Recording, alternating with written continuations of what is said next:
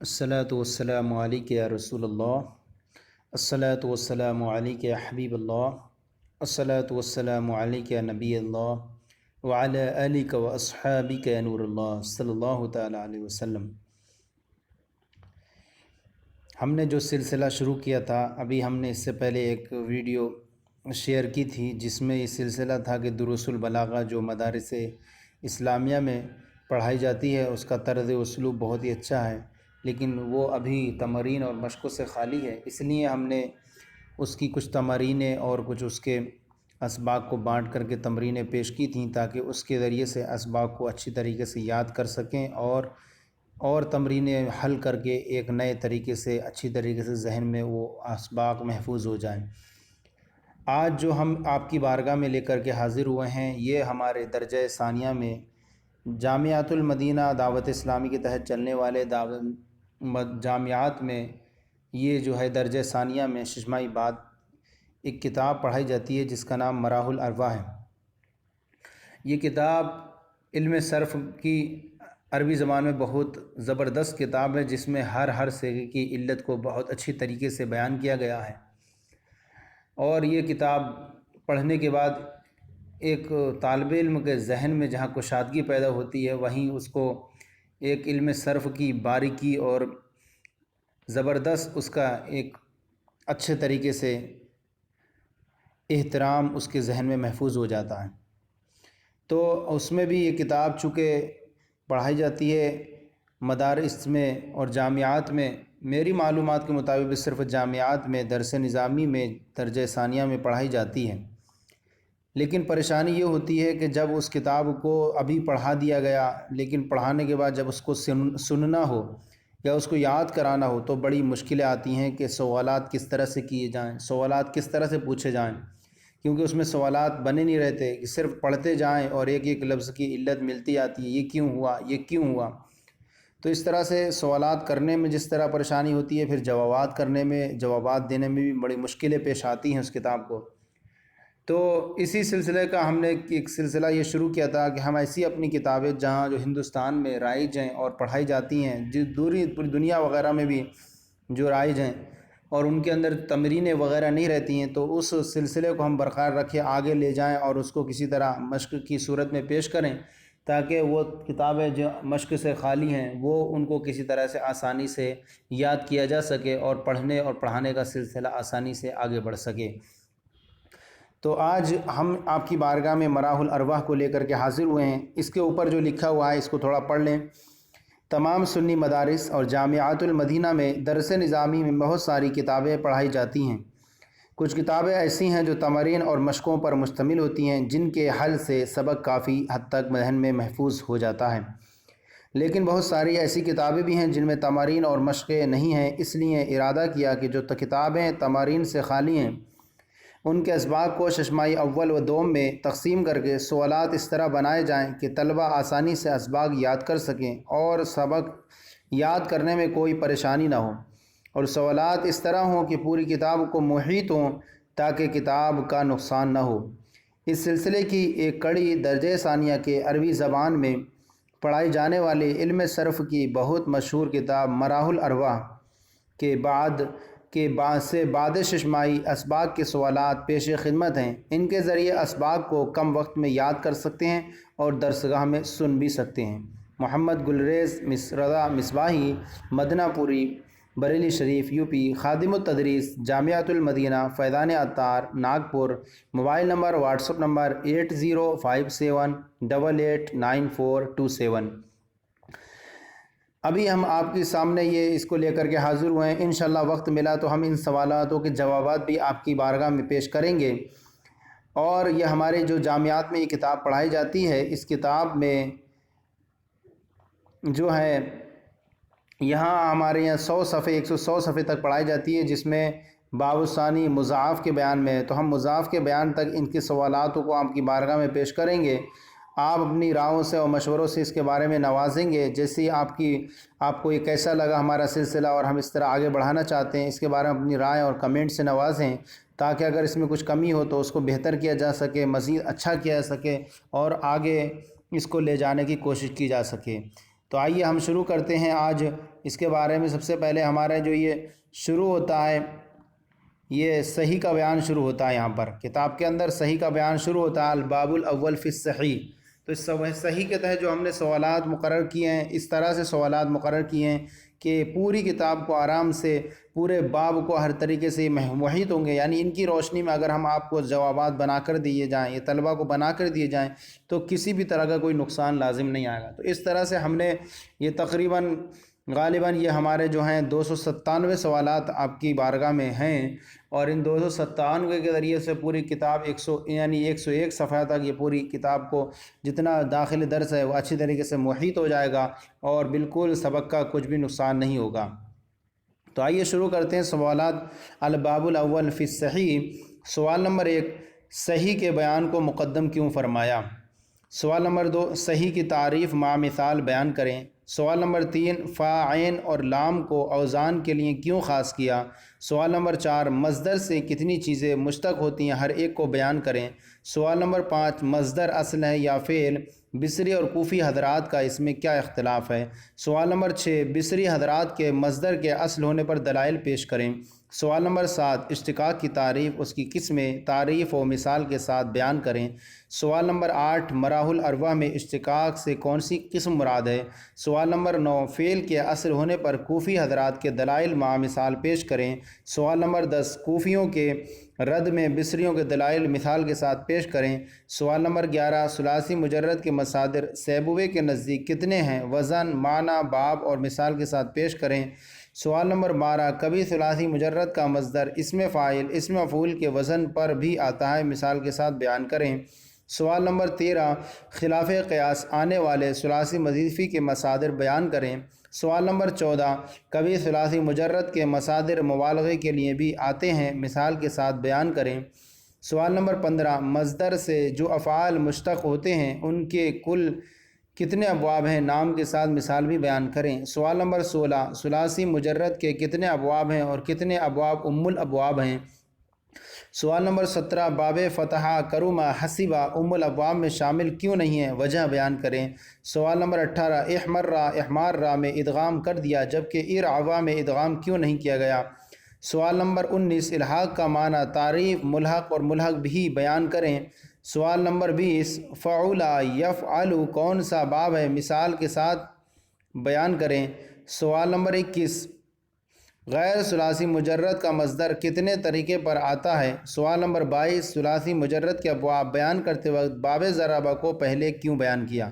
تو یہ ہمارے صحیح کے تحت جو ہم نے یہ صحیح کا بیان عربی کتاب میں اب پڑھیں گے تو اس کی روشنی میں آپ دیکھیں گے کہ یہ سوالات اس طرح سے بنائے گئے ہیں کہ پورا جو ہے سبق اس کے اندر جو ہے محیط ہو گیا ہے، کسی بھی طرح سے کوئی پریشانی نہیں ہوگی۔ سوالات کی روشنی میں آرام سے جوابات کو ایک نقل کرتے جائیں، جوابات دیکھتے جائیں اور آسانی سے منزلوں کو طے کرتے جائیں گے انشاءاللہ۔ اب دوسرا جو ہے یہاں سے الباب الاول فی الصحیح تھا، اب اس کے تحت کچھ فصلیں ہیں، صحیح کے تحت کچھ فصلیں ہیں۔ تو یہاں سے پہلی فصل ہے فصل فی الماضی۔ پہلی فصل جو ہے ماضی کے بیان میں ہے، تو اس یہاں ماضی کے تحت بہت سارے آپ کو سوالات یہاں پر ملیں گے، ان سوالات کو ہم پیش کرتے ہیں اور اس کی روشنی میں آپ جوابات کو انشاءاللہ آسانی سے حل کر سکیں گے۔ تو سوال نمبر 1 ہے، ماضی کو مبنی کیوں رکھا گیا؟ سوال نمبر 2 ہے اس کا،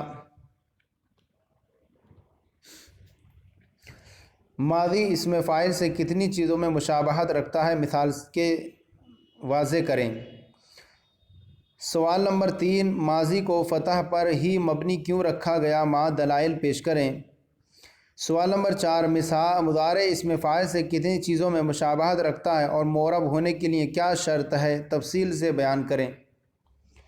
سوال نمبر 5، امر کو سکون پر مبنی کیوں رکھا گیا؟ سوال نمبر 6، مضارع معرب ہوتا ہے اور ماضی مبنی، تو ماضی میں کون سی شرط فوت ہے اور مضارع میں وہ شرط موجود ہے؟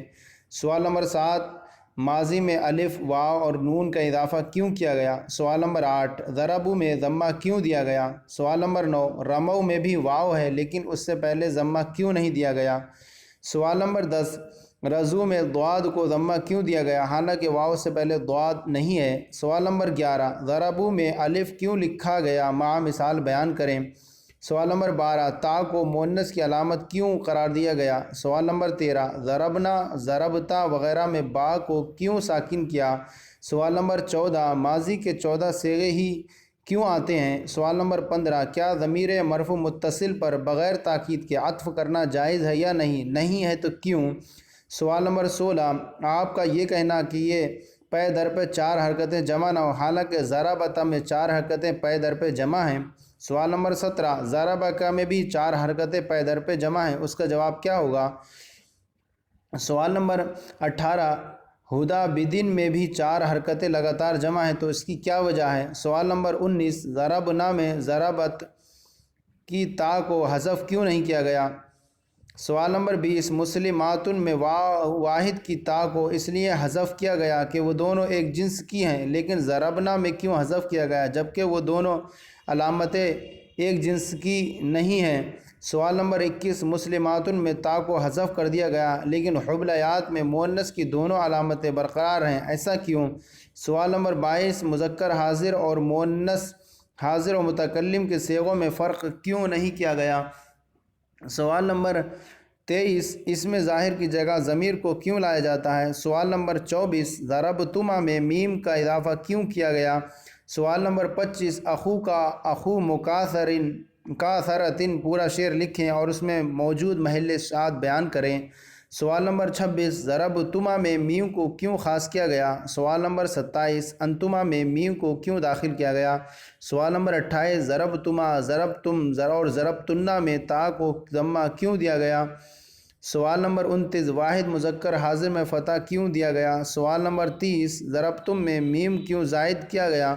سوال نمبر 31 ضربتم میں واو کیوں حذف کر دیا گیا؟ سوال نمبر 32 ضربو میں بھی آخر میں واو موجود ہے اور ما قبل مضموم ہے تو اسے کیوں باقی رکھا گیا؟ حذف کرنا چاہیے تھا۔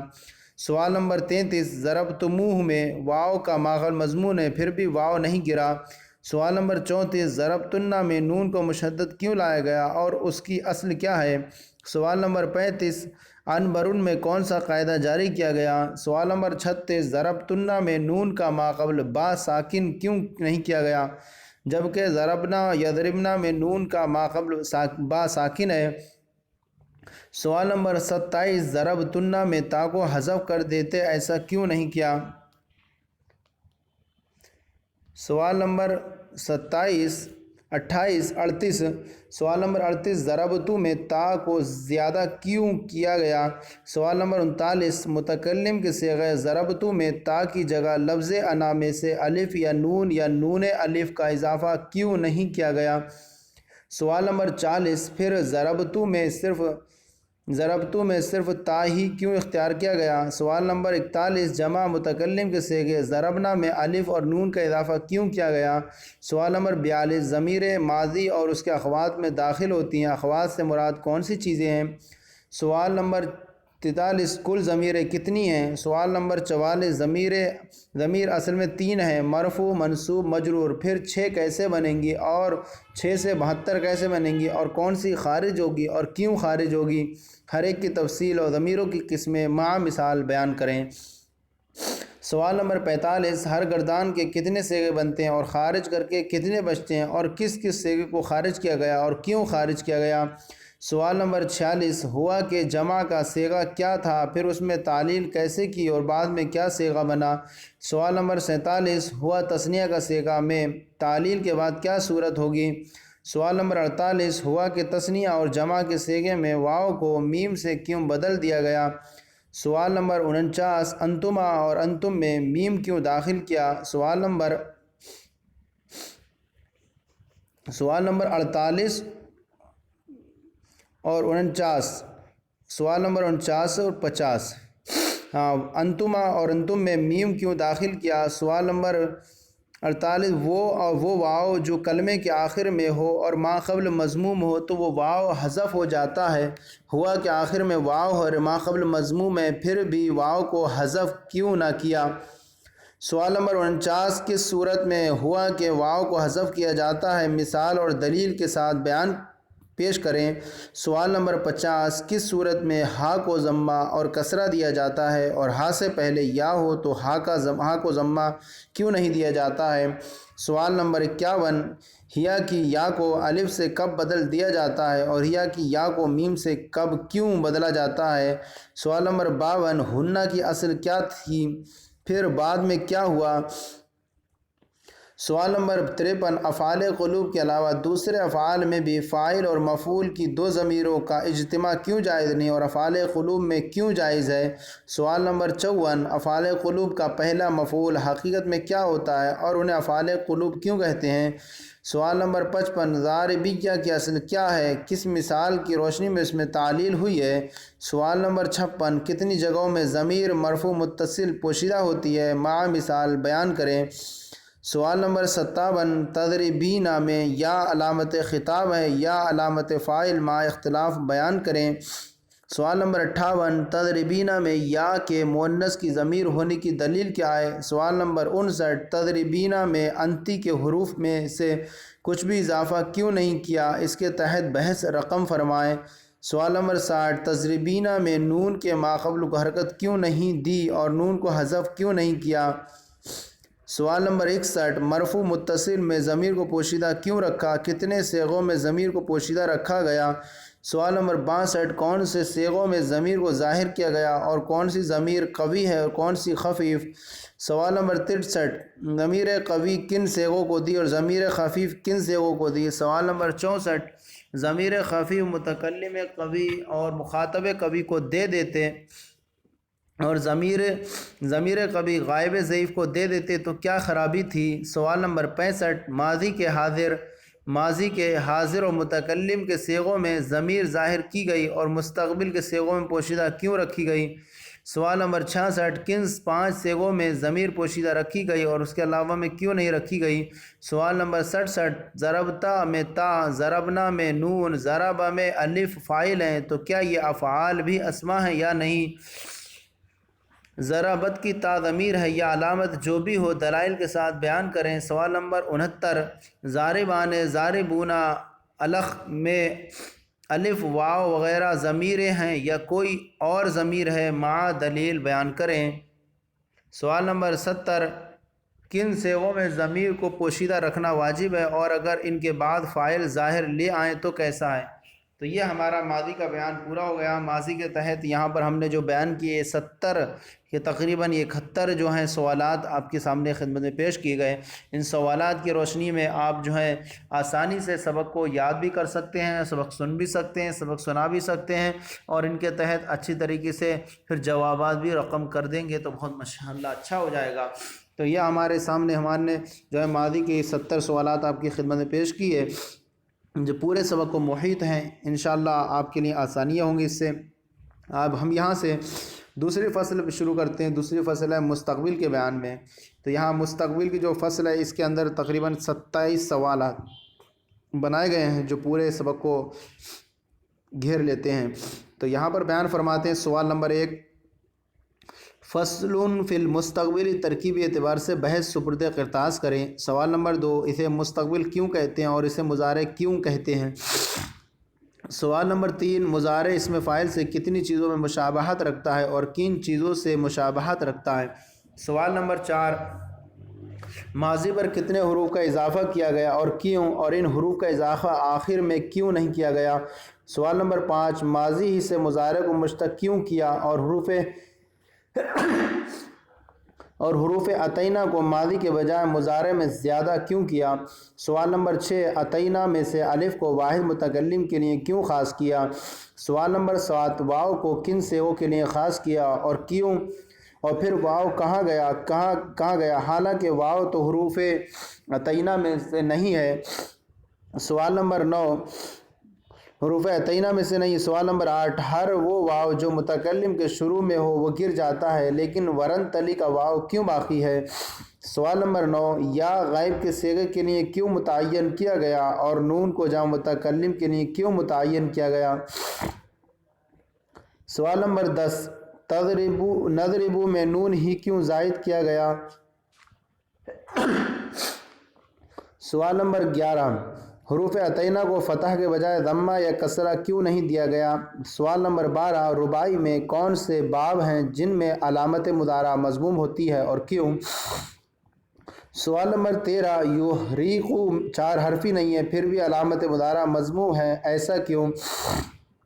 سوال نمبر 14 بعض لغات میں حروف مضارع مکسور کس شرط کے ساتھ ہوتے ہیں؟ سوال نمبر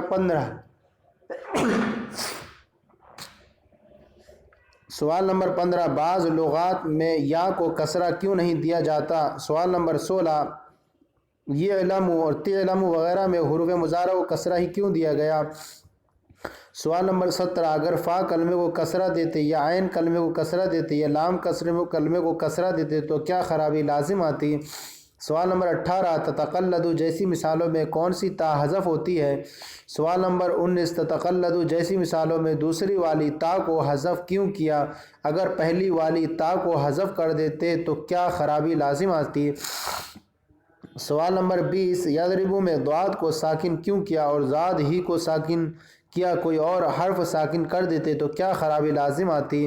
سوال نمبر 21 جب ماضی میں ضربت کی تا کو ساکن کیا تو مضارع میں بھی اس صیغے کی تا کو ساکن کر دیتے تاکہ ماضی سے مشابہت باقی رہے۔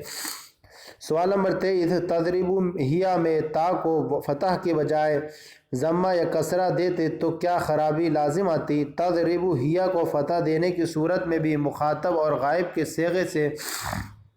سوال نمبر 24 تضربو ہیا کو فتح دینے کی صورت میں بھی مخاطب اور غائب کے صیغے سے التباس لازم آتا ہے۔ سوال نمبر 25 مستقبل کے متکلم مستقبل کے آخر میں تثنیہ اور جمع مذکر میں نون کیوں داخل کیا گیا؟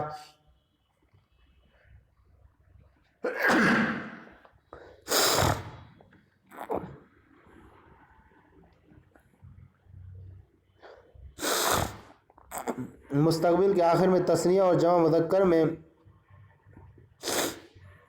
نون کیوں داخل کیا گیا؟ سوال نمبر 26 یضربنا میں علامت تانیث ہنہ ہے یا نون؟ اسی طرح تضربینا میں نون ضمیر فاعل ہے یا ضمیر فاعل ہے؟ سوال نمبر 27 لم جب مضارع پر داخل ہو تو وہ کلمہ شرط سے کس اعتبار سے مشابہت رکھتا ہے؟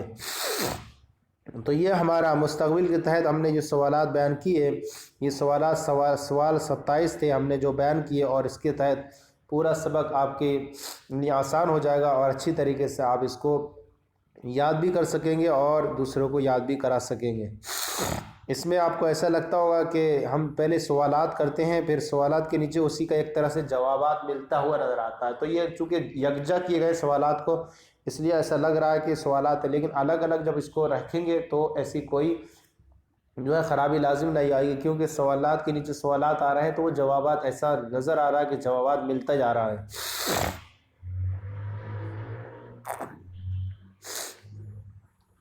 اب یہاں سے تیسری فصل بیان کر رہے ہیں، فصل فی الامر والنہی۔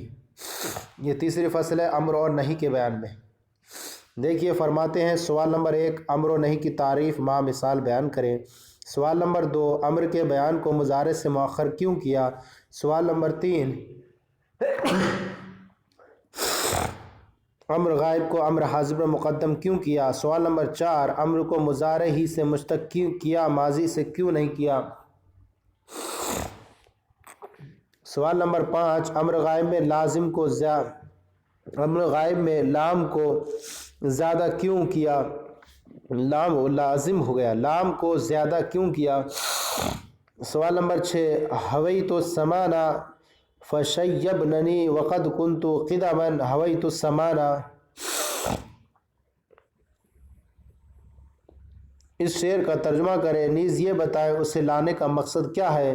سوال نمبر 7 امر غائب میں لام کی جگہ حروف علت میں سے کوئی لے آتے تو کیا خرابی تھی؟ سوال نمبر 8 لام امر کو امر غائب میں کسرہ ہی کیوں دیا گیا؟ سوال نمبر 9 لام امر کس وقت ساکن ہو جاتا ہے؟ مع مثال بیان کریں۔ سوال نمبر 10 امر حاضر مخاطب میں حرف استقبال کو حذف کیوں کیا؟ سوال نمبر 11 امر مخاطب میں حرف استقبال اور لام امر جو لیضرب میں تھے نہ حذف کرتے تو کیا خرابی لازم آتی؟ سوال نمبر 12 لام امر کو امر حاضر مجہول مخاطب میں کیوں حذف نہیں کیا جاتا؟ سوال نمبر 13 حرف مضارع کو حذف کرنے کے بعد جب ما بعد ساکن ہو تو حمزہ کیوں لایا جاتا ہے؟ سوال نمبر 14 اضرب میں حمزہ کو کسرہ کیوں دیا گیا؟ سوال نمبر 15 اکتب جیسی مثالوں میں حمزہ کو کسرہ کیوں نہیں دیا گیا؟ سوال نمبر 16 اکتب جیسی مثالوں میں حمزہ کو کسرہ دینے کی صورت میں کسرہ سے ضمے کی طرف خروج کیسے لازم آتا ہے جبکہ حمزہ اور تا کے درمیان کاف حائل ہے؟ سوال نمبر 17 وقیل تضم للاتباع و تکسر للاتباع اس عبارت کی وضاحت کریں۔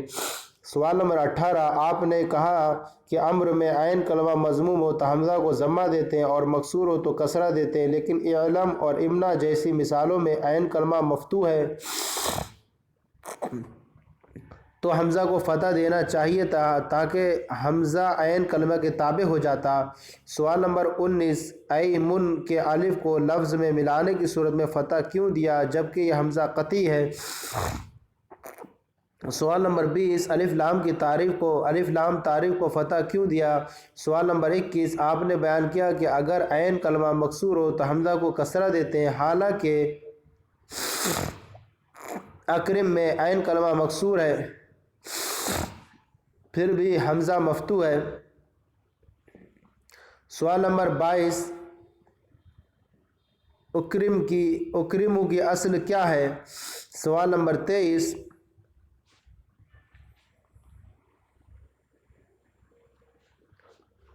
کتابت میں ملانے کی صورت میں اعلم کے حمزہ کو حذف کیوں نہیں کیا جاتا جیسے اعلم سے فعلم کہیں تو حمزہ باقی ہے؟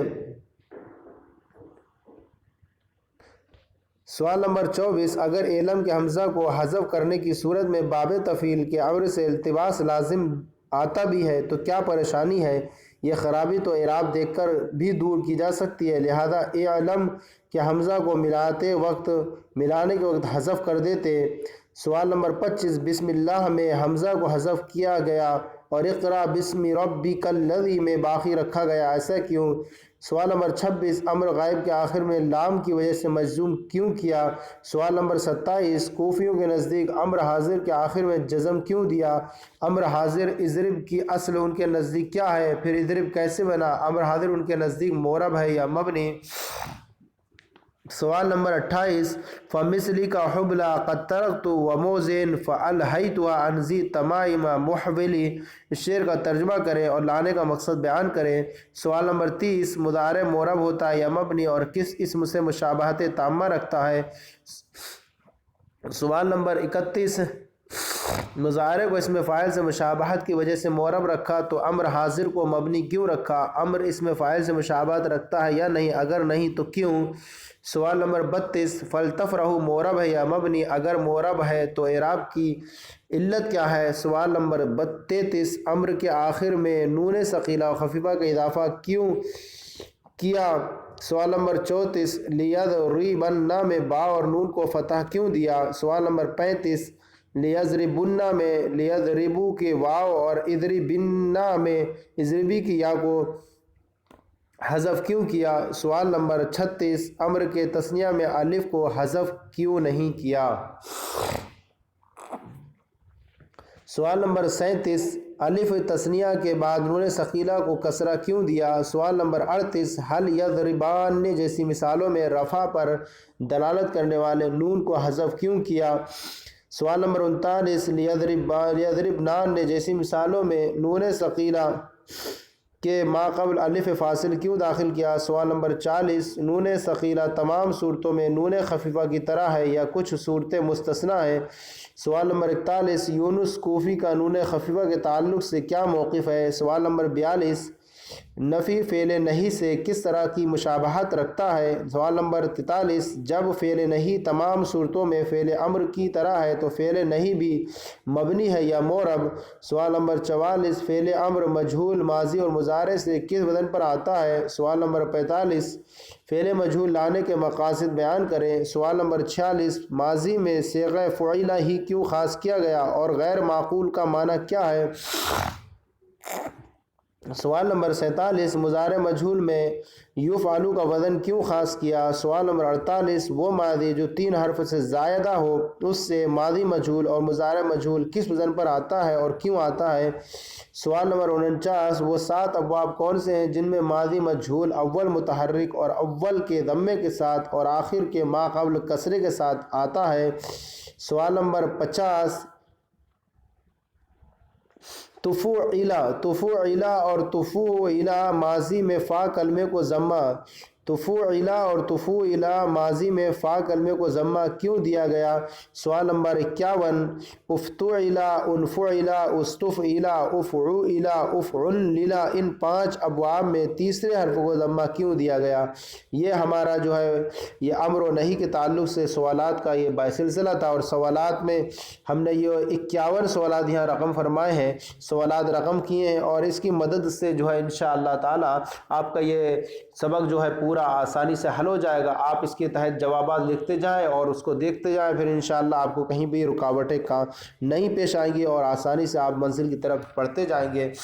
یہاں سے ایک نئی فصل جو ہے 4تھی فصل ہے یہ اسم فاعل کے بیان میں، فصل فی اسم الفاعل بیان فرماتے ہیں۔ سوال نمبر 1، اسم فاعل کی تعریف بیان کریں۔ سوال نمبر 2، اسم فاعل کس سے مشتق ہوتا ہے اور کیوں؟ سوال نمبر 3، ثلاثی مجرد سے اسم فاعل اکثر و بیشتر کس وزن پر آتا ہے؟ سوال نمبر 4، اسم فاعل بنانے کا طریقہ بیان کریں۔ سوال نمبر 5، اسم فاعل بناتے وقت الف کو فا اور عین کے درمیان کیوں داخل کیا؟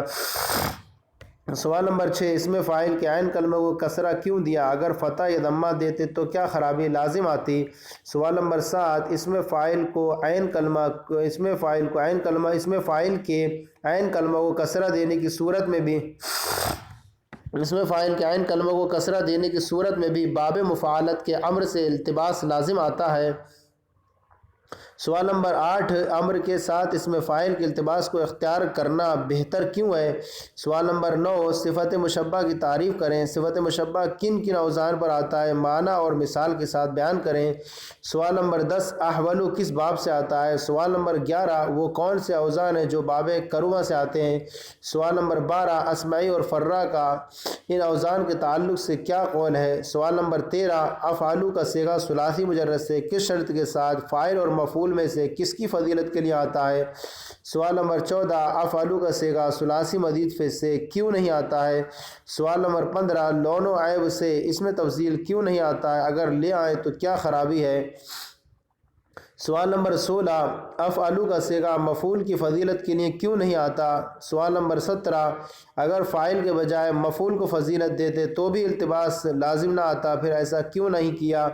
سوال نمبر 18، آپ نے کہا کہ افعلوا مفعول کی فضیلت کے لیے نہیں آتا، نہ ثلاثی مزید فی سے آتا ہے، نہ ہی اور نہ لن و عیب سے آتا ہے، حالانکہ اشغل من ذات النحیین میں اشغل مفعول کی فضیلت کے لیے ہے، آتاہم اولہم و اولاہم یہ اسم تفضیل ہے اور ثلاثی مزید فی سے ہیں، احمق من حبنق میں احمق یہ اسم تفضیل ہے اور عیب ہے۔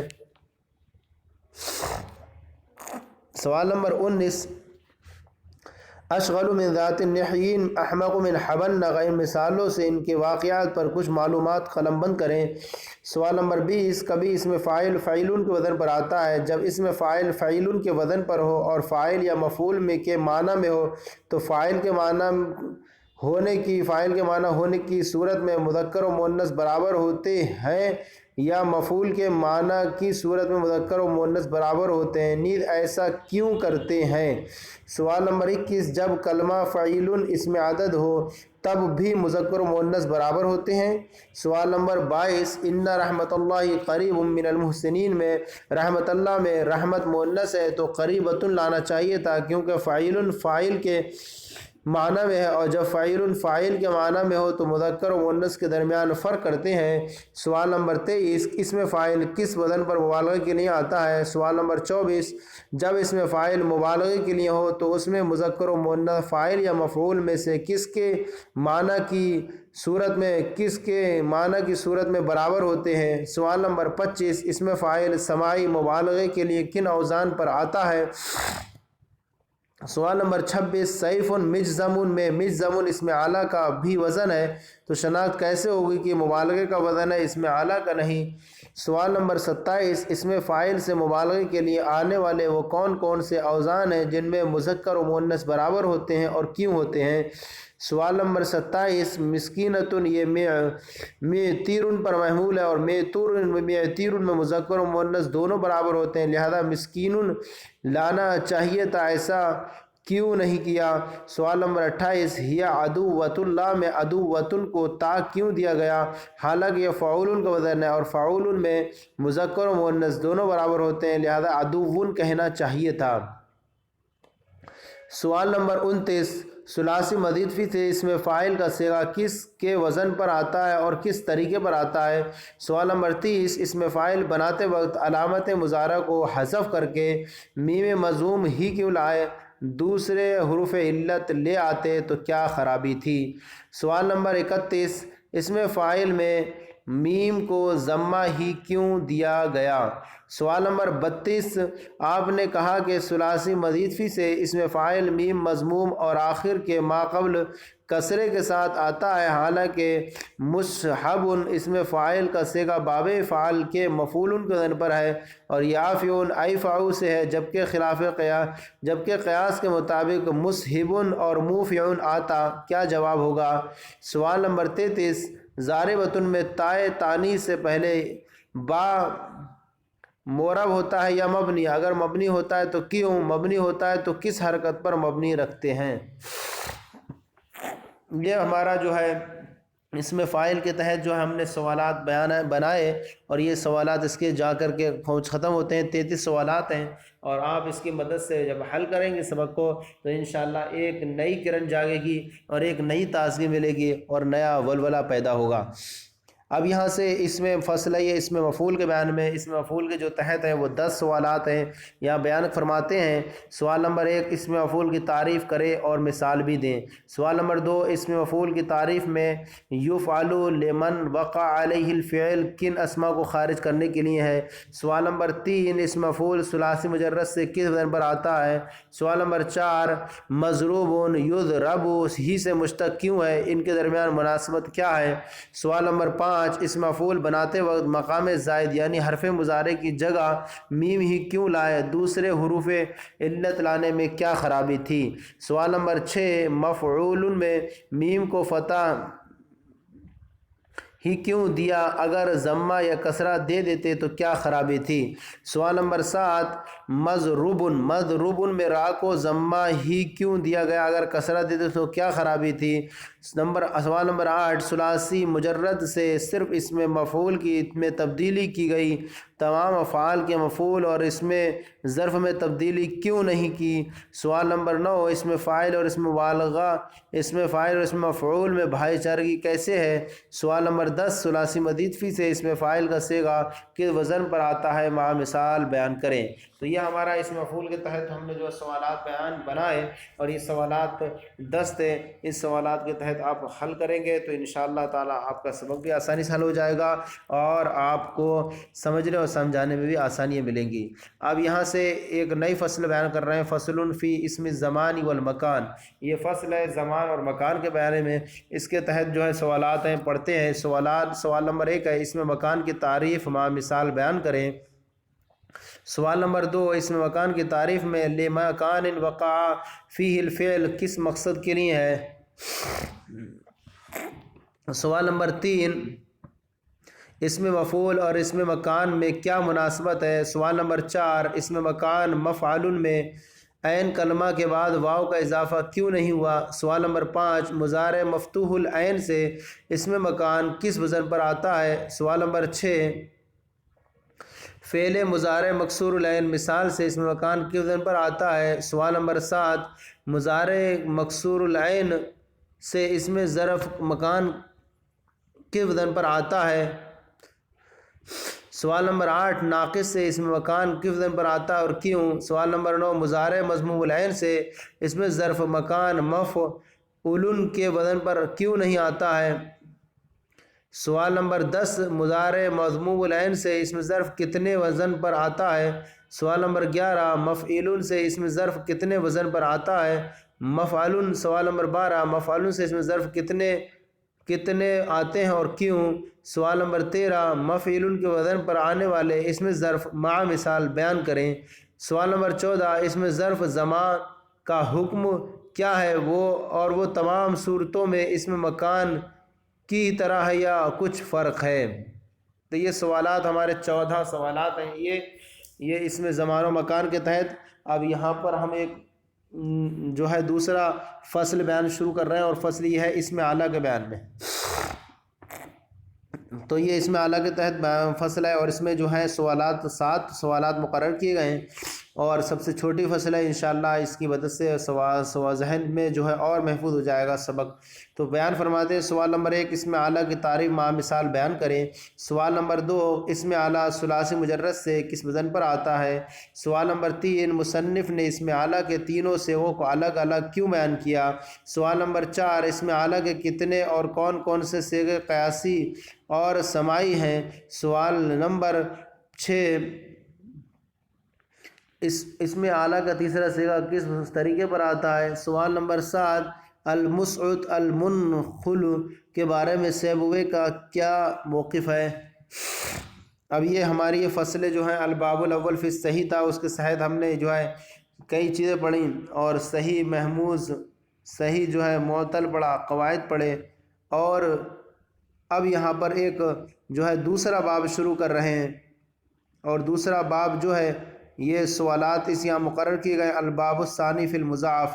یہ دوسرا باب مضاف کے بارے میں ہے، اور یہاں بیان فرمائیں گے مضاف کے تعلق سے، اور مضاف کے تحت یہ ہم نے سوالات مقرر کیے ہیں۔ انشاءاللہ یہ پورے سبق کو گھیر لیں گے، اور پورا سبق اس کی ذریعے سے مدد سے اچھی طریقے سے حل ہو جائے گا۔ تو شروع کرتے ہیں۔ سوال نمبر 1 مضاف کو دوسرے تمام ابواب محمود مثال وغیرہ پر مقدم کیوں کیا؟ سوال نمبر 2 مضاف کو مضاف کیوں کہا جاتا ہے اور اسے صحیح کیوں نہیں کہا جاتا؟ سوال نمبر 3 ثلاثی مجرد میں مضاف کتنے ابواب سے آتا ہے؟ سوال نمبر 4 ثلاثی مجرد میں کوئی ایسا باب بھی ہے جس سے مضاف کم آتا ہے؟ سوال نمبر 5 ادغام کی تعریف اور طریقہ بیان کریں۔ سوال نمبر 6 ادغام کیوں کیا جاتا ہے، اس کا فائدہ کیا ہے؟ سوال نمبر 7 ایسی 3 مثالیں پیش کریں جن میں سے ایک میں 2 ہم جنس کا اور 2 مثالوں میں قریب المخرج کا ادغام کیا گیا ہو۔ سوال نمبر 8 ادغام کی تعریف جار اللہ زمخشری نے کیا بیان کی ہے؟ سوال نمبر 9 جب 2 ہم جنس کا ادغام ہو تو مدغم اور مدغم فیہ میں لفظ یعنی بولنے اور لکھنے میں کتنے حروف ہوتے ہیں؟ سوال نمبر 10 جب 2 حروف اور جب 2 قریب المخرج کا ادغام ہو تو مدغم اور مدغم فی بولنے اور لکھنے میں کتنے حروف ہوتے ہیں؟ سوال نمبر 11 جب 2 حروف ہم جنس کے یا قریب المخرج جمع ہو تو ادغام کی کتنی قسمیں ہیں اور کون کون سی ہیں؟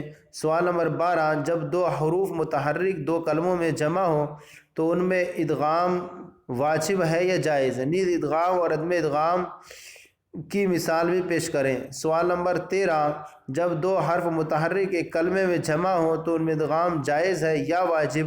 نیز مثال بھی پیش کریں۔ سوال نمبر 14 وہ حروف جو آخر میں الحاق کے لیے آتے ہیں اگر ان کا ما قبل حرف میں ادغام کر دیں تو کیا خرابی لازم آئے گی؟ سوال نمبر 15 سککن سرورن جدودن اور طلالن جیسے مثالوں میں 2 حروف ایک جنس کے ہیں پھر بھی ادغام کیوں نہیں کیا گیا؟ سوال نمبر 16 آپ نے بیان کیا کہ التباس الحاقات میں ادغام سے معنی ہے، حالانکہ ردہ اضا فرہ میں ادغام واجب ہے، جبکہ یہاں بھی ادغام کی صورت میں ایک باب کا دوسرے باب سے التباس لازم آتا ہے۔ ادغام کے بعد معلوم نہیں ہوگا کہ کس باب سے ہے۔ سوال نمبر 17 بعض لغات میں حیا میں 2 حروف ایک جنس کے جمع ہیں پھر بھی ادغام نہیں کیا گیا، اگر کرتے تو کیا خرابی لازم آتی؟ سوال نمبر 18 ادغام اصلی حروف میں ہوتا ہے یا عارضی حروف میں؟ سوال نمبر 19 حیو کی اصل کیا ہے، نیز تعلیل بھی بیان کریں۔ سوال نمبر 20 ادغام کی 3 قسموں میں سے کتنوں میں ادغام واجب یا جائز اور کس میں ممتنع ہے، اگر ممتنع ہے تو کیوں؟ سوال نمبر 21 ادغام کی شرط کیا ہے؟ سوال نمبر 22 اگر 2 حرف ہم جنس یا قریب المخارج جمع ہو اور ادغام نہ ہو سکے تو کیا صورتیں اختیار کی جا سکتی ہیں؟ سوال نمبر 23 قرنہ کی اصل کیا ہے، پھر یہ قرنہ کیسے بنا اور اسے لانے کا مقصد کیا ہے؟ پھر یہ کرنا کیسے بنا اور کرنا کی اصل کیا ہے اور کرنا کی اصل کیا ہے، پھر یہ کرنا کیسے بنا اور اسے لانے کا مقصد کیا ہے اور یہ کس سے مشتق ہے؟ سوال نمبر 24 کرنا فتح کے ساتھ کس سے مشتق ہے، پھر یہ کرنا کیسے بنا؟ اوپر والا جو سوال ہے اس میں سے کر لیں کہ قرنا کی اصل کیا ہے، پھر یہ قرنا بکسر القاف کیسے بنا اور اسے لانے کا مقصد کیا ہے اور یہ کس سے مشتق ہے؟ سوال نمبر 24 کرنا فتح کے ساتھ کس سے مشتق ہے اور پھر یہ کرنا کیسے بنا؟ سوال نمبر 25 2 حروف ایک جنس کے جمع ہو اور دوسرے کی حرکت اصلی ہو تو کتنی صورتیں جائز ہیں؟ سوال نمبر 26 جب 2 حرف ایک جنس کے جمع ہو اور دوسری کی حرکت عارضی ہو تو کتنی صورتیں جائز ہیں؟ سوال نمبر 27 مدہ میں دال کو فتح، مدی میں دال کو کسرہ کیوں دیا گیا اور مدو میں ضمہ کیوں دیا گیا؟ سوال نمبر 28 فرہ میں فرہ، فری اور افرر تو جائز ہے لیکن فرو کیوں جائز نہیں ہے؟ سوال نمبر 29 امددنا میں 2 حروف ایک جنس کے جمع ہیں پھر بھی ادغام کیوں نہیں کیا گیا؟ سوال نمبر 30 مدہ سے نون ثقیلہ خفیفہ اسم فاعل، اسم مفعول، اسم زمان و مکان، اسم اعلیٰ، اسم ماضی اور مضارع مجہول کی گردان کریں۔ سوال نمبر 31 وہ کون سے اور کتنے حروف ہیں جو تائے افتعال سے پہلے واقع ہوں تو ادغام ہوتا ہے، نیز ایک مثال بھی پیش کریں۔ سوال نمبر 32 اتخذہ کی اصل اتخذہ ہے تو اس میں تا سے پہلے حمزہ واقع ہے پھر بھی ادغام کیوں کیا گیا؟ سوال نمبر 33 اتجرہ کی اصل کیا ہے اور ادغام کیسے ہوا؟ سوال نمبر 34 استعارہ میں کتنے طریقے جائز ہیں اور کیوں؟ سوال نمبر 35 عربی حروف کی کتنی قسمیں ہیں، نیز محموسہ کے کتنے حروف ہیں؟ سوال نمبر 36 مصنف نے تا اور ثا کو ایک جنس کا قرار دیا جبکہ تا اور ثا الگ الگ ہیں۔ سوال نمبر 37 ادانہ کی اصل کیا ہے اور اس میں ادغام کا کیا طریقہ ہے؟ سوال نمبر 38 نیز ادانہ میں تا کا ادغام دال میں کیسے درست ہوگا جبکہ تا محمومہ سے ہے، محموسہ سے ہے اور دال مجہورہ میں سے ہے؟ سوال نمبر 39 اذ کون سے باب سے ہے اور اس میں ادغام کے کتنے طریقے ہیں، نیز ساری قسموں کو تفصیلاً بیان کریں۔ سوال نمبر 40 اذانہ کی اصل کیا ہے اور کیسے اذانہ ہوا، نیز اس میں کتنی صورتیں جائز اور کتنی ناجائز اور ناجائز ہونے کی وجہ بھی بیان کریں۔ سوال نمبر 41 السمع کی اصل کیا ہے اور کون سے باب سے ہے اور اسے کتنے طریقوں سے پڑھنا درست ہے اور کتنوں سے درست نہیں اور کیوں، وجہ بیان کریں۔ سوال نمبر 42 الشبہ کون سے باب سے ہے، اس کی اصل کیا ہے، نیز اس میں کتنے طریقے درست اور کتنے درست نہیں؟ سوال نمبر 43 حروف مستعلیہ کتنے ہیں اور کون کون سے ہیں، نیز کتنے حروف مطبقہ اور کتنے صرف مستعلیہ ہیں؟ سوال نمبر 44 اسا برا کون سا باب سے ہے، اس کی اصل کیا ہے، نیز اسے کتنے طریقوں سے پڑھ سکتے ہیں، پوری تفصیل بیان کریں۔ سوال نمبر 45 ستن کی اصل کیا ہے، اس میں ادغام کیسے ہوا، وجہ بھی بیان کریں۔ سوال نمبر 46 اسا برا میں اتا برا کی لغت درست ہے یا نہیں، اگر نہیں تو کیوں؟ سوال نمبر 47 اسا برا میں فک ادغام یعنی ادغام نہ کرنا کیسے ہوتا ہے، نیز یہ درست ہے یا نہیں، اگر ہے تو کیوں؟ سوال نمبر 48 ضربہ کی اصل کیا ہے، اس میں کتنے طریقے درست اور کتنے عدم درست ہیں؟ سوال نمبر 49، الطیرہ کی اصل کیا ہے؟ نیز یہ لغت درست ہے یا نہیں؟ اگر نہیں ہے تو کیوں؟ سوال نمبر 50، الطلبہ کی اصل کیا ہے اور یہ کیسے بنا؟ الطلبہ کی اصل کیا ہے اور کیسے ادغام ہوا؟ سوال نمبر 51، الظلمہ کی اصل کیا ہے اور اس میں کتنے طریقے درست ہیں اور کیوں؟ سوال نمبر 52، اتقدا کون سے باب سے ہے اور اس کی اصل کیا ہے؟ سوال نمبر 53، اتقدا میں واو کو تا سے کیوں بدل دیا؟ اگر نہ بدلتے تو کیا خرابی لازم آتی؟ سوال نمبر 54، اتصرا کی اصل کیا ہے؟ اس میں یا کو تا سے کیوں بدل دیا اور اگر ایسے ہی چھوڑ دیتے تو کیا خرابی لازم آتی؟ سوال نمبر 55، اتصرا کی طرح ای تکلا ہے پھر بھی اس میں ادغام کیوں نہیں کیا گیا؟ سوال نمبر 56، وہ کتنے حروف ہیں جو باب افتعال کی تا کے بعد واقع ہو تو ادغام جائز ہے؟ جب سب کی مثالیں بھی پیش کریں۔ سوال نمبر 57، یبدل وغیرہ جیسی ساری مثالیں مضارع میں ہی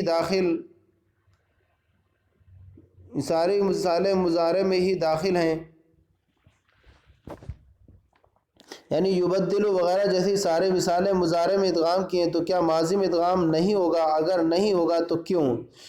سوال نمبر 58، خصمہ کی اصل کیا ہے؟ اس میں ماضی کتنے طریقوں سے پڑھ سکتے ہیں اور کیوں؟ سوال نمبر 59، خصمہ کا مضارع کس طرح آئے گا اور اس سے اسم فاعل میں کتنی لغتیں درست ہیں اور اس کے اسم فاعل میں کتنی لغتیں درست ہیں؟ نیز مصدر کس طرح آئے گا؟ سوال نمبر 60، اطہرا اور اثاقلہ کی اصل کیا ہے اور اس میں ادغام کا پورا طریقہ بیان کریں۔ سوال نمبر 61، استطعمہ میں ادغام درست ہے یا نہیں؟ اگر نہیں ہے تو کون سی صورت درست ہے؟ سوال نمبر 62، تخفیفاً اور تقدیراً کا مطلب کیا ہے؟ سوال نمبر 63، استا جب حمزہ کے فتح کے ساتھ پڑھا جائے تو کون سے باب سے ہوگا اور اصلی ہوگی یا زائد؟ تو یہ ہمارا یہ سلسلہ جو ہم نے تمارین کا سوالات کا شروع کیا تھا مراحل الابرہ کے باب الثانی محموز کے مضاف کے تعلق سے، تو یہاں تک کہ ہمارے سوالات اب تک کے مقرر ہو گئے اور اس کے اندر جو ہے سوالات دیے گئے وہ جو ہے 63 سوالات دیے گئے۔ انشاءاللہ ان کی مدد سے آپ سبق کو یاد کریں گے، سنیں گے، سنائیں گے تو ایک نیا جو ہے کرن نکلے گی اور ایک نئی بہار آ جائے گی اپنے جامعات کے اور دارالعلوم مدارس کے اندر، لہذا اس کی مدد سے آپ جو ہے اس کو حل کر سکتے ہیں۔ آپ سے بارگاہ میں گزارش ہے کہ آپ اپنی رائوں سے نوازیں، کیسا لگا یہ اس کے بارے میں بتائیں۔ اس طرح سے سلسلہ یہ شروع کرنے کا ارادہ ہے کہ ساری کتابوں بن جائے، تو آپ سے مفید مشوروں کا طالب ہوں۔ جیسے اگر کمی لگے، سمجھ میں نہ آتا ہو تو اس کے بارے میں بھی نواز دیں، بتائیں، تاکہ آپ کی بات کو جو اچھی طریقے سے سنجیدہ طور پر قبول کیا جا سکے اور اس کو جو ہے پھر دوبارہ سے اس میں لانے کی کوشش کی جا سکے۔ اللہ تعالی ہم سب کے علم و عمر میں بے شمار برکتیں عطا فرمائے۔ پھر نئے کچھ اس کے ساتھ آپ کی بارگاہ میں پھر حاضری ہوگی۔ السلام علیکم ورحمۃ اللہ۔